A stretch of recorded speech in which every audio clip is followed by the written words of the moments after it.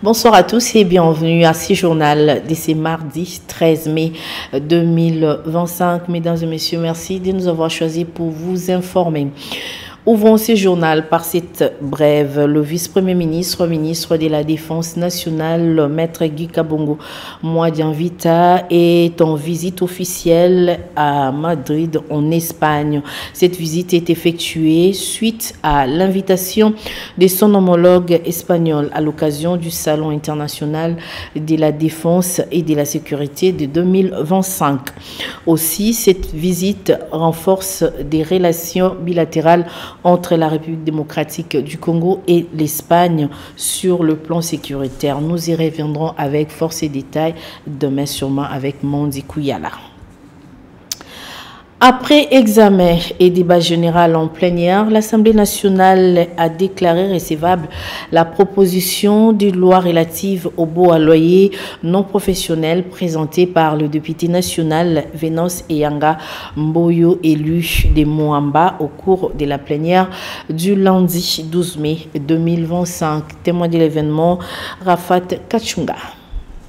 Face à la mutation sociale, économique et juridique que connaît la République démocratique du Congo ces 10 dernières années, le député national Vénance Eyanga Mboyo, élu de Moamba Kinshasa, a présenté lundi 12 mai 2025 devant les élus nationaux sa proposition de loi modifiant et complétant la loi numéro 15/025 du 31 décembre 2015 relative aux baux à loyer non professionnels. Selon cet élu, sa proposition de loi vient assurer une protection légale entre les deux parties au contrat, à savoir les locataires et les bailleurs. Pour réglementer les secteurs du logement en République démocratique du Congo, Vénance Eyanga Mboyo apporte également, dans le cadre de cette proposition de loi, plusieurs innovations pouvant sécuriser les locataires et les bailleurs.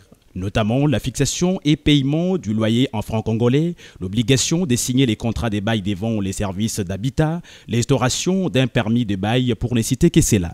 Après examen et débat général, conformément à l'article 158 du règlement intérieur de la Chambre basse du Parlement, les élus nationaux ont apporté leurs amendements, suggestions et recommandations pour enrichir les textes. À l'issue de l'intervention de l'auteur de cette initiative parlementaire, l'Assemblée nationale a déclaré recevable cette proposition de loi qui est envoyée en commission. Celle-ci dispose de 15 jours pour présenter son rapport à la plénière.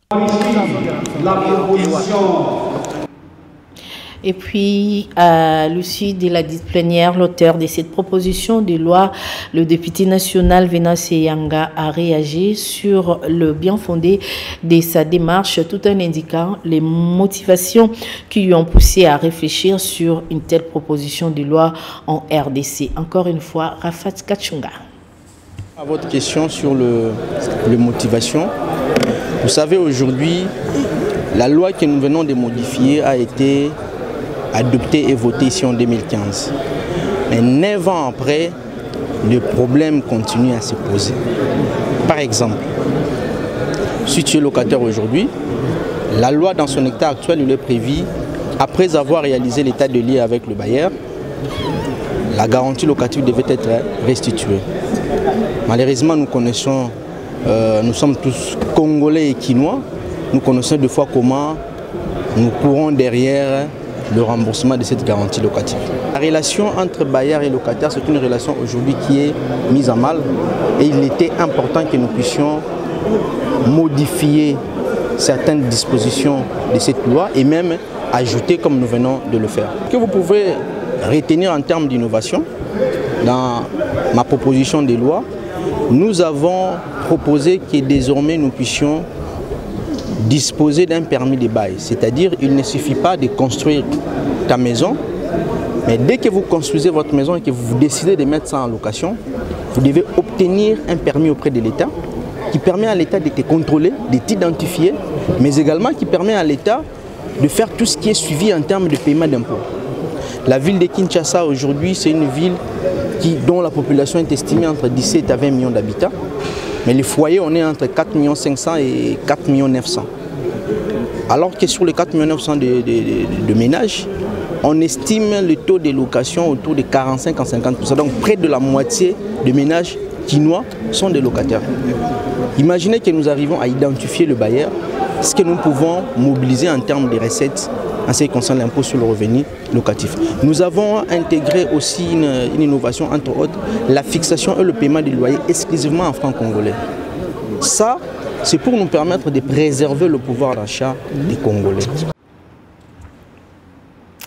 Restons dans la chambre basse du Parlement pour vous parler du caucus des élus nationaux du territoire des Fizi dans la province du Sud-Kivu qui ont au cours de cette plénière du lundi 12 mai 2025 pris la parole par mention d'informations sur les inondations dues aux pluies diluviennes qui se sont abattues au village Kassaba la semaine dernière. Ces propos ont été recueillis pour vous par Rafat Kachunga.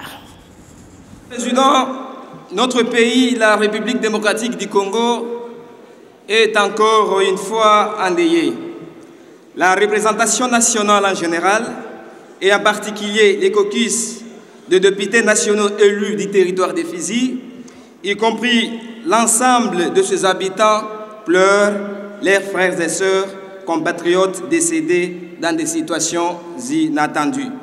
Kassaba, un grand village se trouvant dans le secteur d'Ngandja, en territoire des Fizi, au sud Kivu, et dont sa population vit principalement des activités champêtres et pêche, est aujourd'hui méconnaissable à cause des fortes pluies diluviennes qui ont causé plusieurs dégâts, aussi bien humains que matériels. En date du 8 au 9 mai 2025, des fortes pluies qui se sont abattues dans ces villages ont causé une crue et un débordement de la rivière en amont du village, provoquant le glissement des terres qui a emporté avec lui les arbres et des grosses pierres au point d'engloutir même les villages entiers aux conséquences difficiles à exprimer par toute âme sensible. Nous, caucus de députés nationaux élus des Fizi, prenons la parole pour présenter nos sincères condoléances aux familles qui ont perdu les êtres chers et leurs biens. Les caucus des députés nationaux élus des Fizi voudraient solliciter auprès de vous ce qui suit, honorable Président. 1. La constitution d'une commission parlementaire afin d'aller compatir avec les sinistrés et étudier même certaines solutions à prendre par le gouvernement pour que même s'il pourrait pleuvoir encore, honorable Président, cette situation ne puisse pas se répéter. Aussi, deuxièmement, l'intervention humanitaire permettant, honorable Président, d'assister les blessés à l'hôpital, enterrer dignement les corps de nos frères et sœurs qui nous ont précédés au ciel et, honorable Président, de rechercher d'autres corps qui, jusqu'à présent, ne sont pas encore, honorable Président, retrouvés. Parlons justice dans ce journal. Vous ne le savez peut-être pas, l'affaire Bukanga Lonzo prendra fin le mercredi 14 mai 2025. La Cour constitutionnelle dira son verdict après plus de 2 ans d'instruction. Quels sont alors les moments forts qui ont marqué ces procès? Quelle est la suite du tiraillement entre l'Assemblée nationale et la Cour constitutionnelle sur les immunités de l'ancien Premier ministre Augustin Matata Ponyo? Trouver quelques éléments des réponses dans ces reportages qui a été conçu pour vous par Pascal Lokolo. Lundi 21 août 2023 à la Cour constitutionnelle, le procès de l'ancien Premier ministre congolais Augustin Matata Ponyo reste toujours d'actualité. Soupçonné de détournement de plus de 205 millions de 285 millions de dollars décaissés par les trésors publics pour le projet pilote du parc agroalimentaire de Bukanga Lonzo à 200 km de Kinshasa, l'opposant candidat à la présidentielle du 20 décembre 2023 n'a eu de cesse d'éclamer son innocence et dénonce un acharnement politique. Cependant, le procureur général de la Cour constitutionnelle a requis le mercredi 23 avril 2025 10 ans de travaux forcés et de servitude pénale contre Matata Ponyo et ses coprévenus dans le cadre du procès relatif à la débâcle du projet agroalimentaire de Bukangalozo. Séance tenante, l'organe de la loi a ordonné l'arrestation immédiate de l'ancien Premier ministre qui écope également 10 ans d'inéligibilité. Alors que l'arrêt de la haute cour dans l'affaire Bukangalozo est attendu, sauf changement, c'est mercredi 14 mai 2025 et en attendant une probable rencontre entre Vital Kamerhe et Dieudonné Kamuleta, des élus nationaux, presse le bureau de l'Assemblée nationale à examiner et adopter les projets de résolution déposés par les collectifs 50 afin de permettre à la représentation nationale de formaliser sur le plan institutionnel la position de la Chambre basse du Parlement en rapport avec cette affaire. Du côté de la Cour constitutionnelle, il n'est plus le temps de revenir sur les immunités parlementaires car l'affaire est sous restriction depuis plus de 2 ans. Quelle sera la conclusion de cette affaire? Matata Ponyo est-il devant la porte de la prison? Comment ont-ils utilisé les fonds qui lui ont été remis? Seul l'avenir nous le dira. Pendant que le verdict dans l'affaire Bukangalozo est attendu le 14 mai 2025, le président de l'Assemblée nationale, Vital Kamerhe, reproche au juge constitutionnel le non-respect des nouvelles immunités parlementaires de l'ancien Premier ministre Augustin Matata Ponyo pour détournement des fonds. Dans l'opinion publique, les avis sont partagés. Nos reporters ont interrogé quelques personnes contassées. Suivez. Je me demande si nous sommes dans un pays autre que les pays qui sont au monde. Parce que Matata Ponyo, c'est quelqu'un comme tout le monde. Ni il est au-dessus de la loi. À chaque fois qu'il y a un problème, les immunités, est-ce que ces immunités sont seulement pour lui? Mais parce qu'il y a quand même une série. Même s'il y a problème d'immunité, il fallait qu'il y ait quelque chose, une loi qui doit faire de façon que si quelqu'un est sous les immunités là, qu'on cherche comment barrer. Donc il doit être sous la loi, il doit respecter cette loi là, il doit aller se faire juger, on verra s'il a raison, il a raison. Donc il doit aller répondre à ses actes. Le Parlement n'a rien à couvrir le bavure des gens des autres. Le Parlement c'est le peuple. Il doit se prononcer parce que l'argent qui a été utilisé là-bas, tout ça, c'est l'argent du peuple. Mais comment nos représentants peuvent opposer quelqu'un qui a lapidé leur argent et qui puisse bénéficier d'une immunité interminable? Non, ça ne se fait pas. Moi, je trouve que la Cour constitutionnelle est en train de pécher. Puisque cette histoire-là, c'est déjà l'année passée, je pense. Nous avons suivi que la Cour constitutionnelle était incapable de parler des immunités de Matata Ponyo pour enlever ça. On s'acharne sur lui sur base de quoi? Cette histoire de Bukangalozo, c'est comme si, au-delà de Matata Ponyo, il y a quelque chose qu'on est en train de viser. Pour moi, je trouve ça c'est comme ça. Au-delà de Matata Ponyo, il y a quelque chose qu'on est en train de viser. Si c'était seulement pour Matata Ponyo, le problème était déjà clos. Mais si on revient encore sur le problème de Matata Ponyo pour la Cour constitutionnelle, moi je trouve qu'il y a quelque chose qu'on cache au-delà de Matata Ponyo. Après plus de 20 ans à la tête de l'inspection générale des finances, CGF, Julien Linguetti, qui voit sa carrière prendre fin en 2025. Âgé de 65 ans, le président de la République, Félix-Antoine Tshisekedi Tshilombo, l'a retraité. Dans l'opinion congolaise, ses réalisations sont saluées par plusieurs personnes. Suivez-les au micro de Pascal Okolo et Josène Belebele. De lui mettre en retraite pour le moment, moi je trouve que c'est très tôt.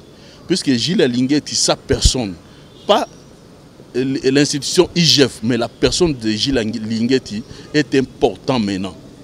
Seulement pour ce nom-là seulement, si quelqu'un entend que Gilles Linguetti ou les services de Gilles Linguetti vont venir chez vous, même chez nous, tout le monde a peur. Mais lorsqu'on va enlever Gilles Linguetti, celui qui est là, on ne le connaît pas. Nous n'allons pas entrer dans les pouvoirs discrétionnaires du président de la République.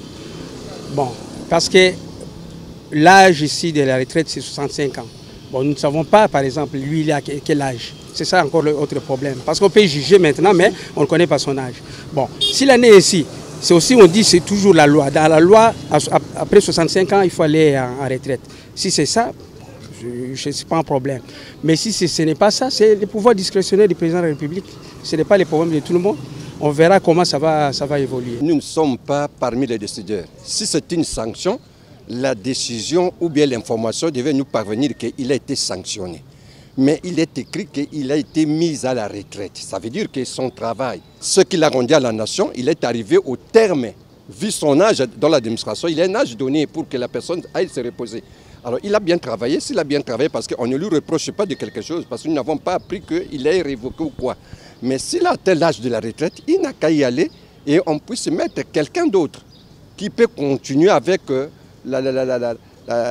le même service ou la même façon de travailler. Parce que pour moi, je sais que le président l'avait chaque fois publicité, l'UGF et tout ça. Et nous suivons toujours.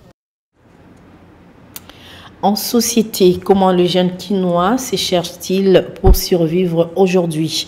Le micro d'antenne à télévision promené dans les milieux périphériques de la ville de Kinshasa vous fait découvrir l'activité d'un jeune homme distributeur quotidien des pains. Suivez. À la situation aussi bien conjoncturelle que structurelle de la RDC, espérer une amélioration providentielle n'est pas solution pour la plupart des Quinois, à l'instar de Miko Mboma, l'un des distributeurs de pain en milieu périphérique, qui nous parle ici de sa débriardise. Depuis 2019. J'ai débuté mes activités en 2019. La plus grande difficulté ici, c'est l'évolution du prix. Au départ, il s'est fixé à 300 francs congolais. Aujourd'hui, c'est à 500 francs. Ce n'est pas toutes les mamans qui les acceptent. C'est ça la difficulté dont on souffre. Il y a ma maman déclaré les papas ont moins passé.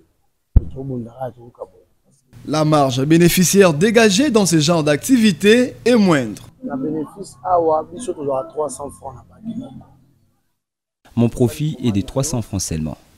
300 francs et puis on peut souffrir des choses pour Ces jeunes distributeurs de pain appellent l'État congolais à s'assumer pour régler les difficultés de ces secteurs. L'État a éveillé la société parce que à des fois, l'État doit veiller sur la fabrication de pain et sa qualité. Il doit aussi baisser les taxes pour nous faciliter la tâche. Alors peut-être que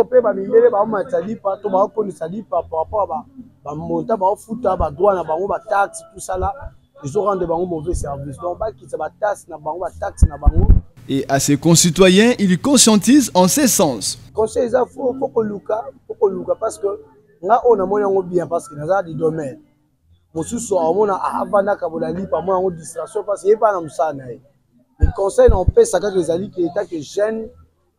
Ils doivent être sérieux. Ils doivent travailler car leur émancipation en dépend.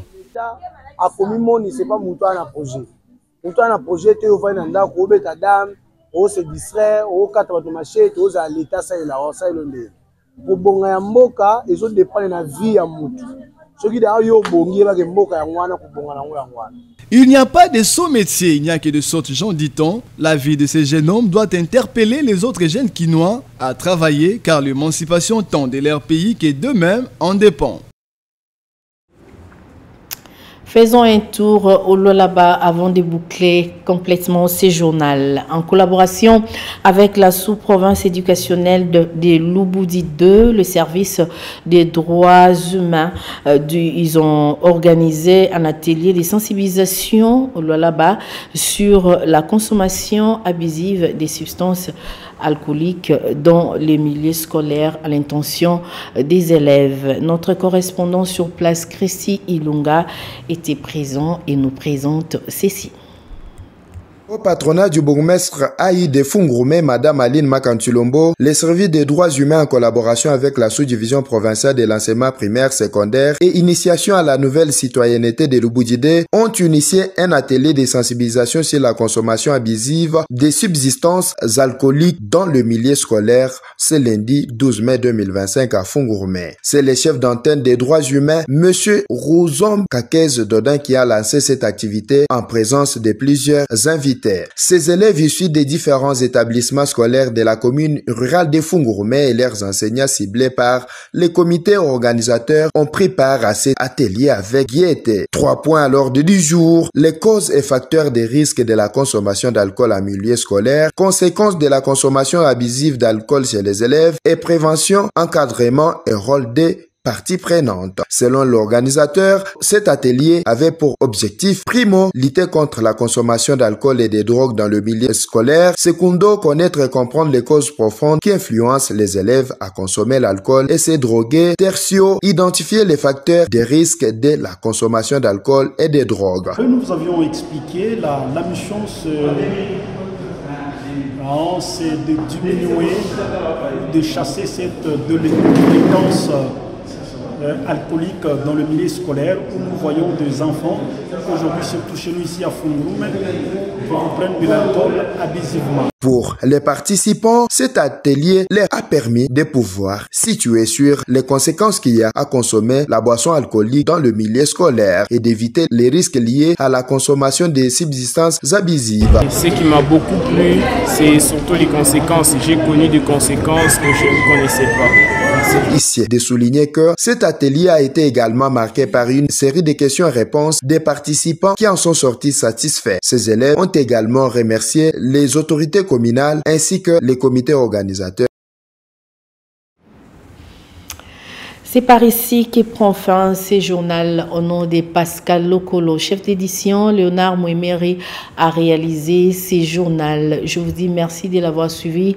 Le prochain rendez-vous pour information demain 7, 10, 12 heures.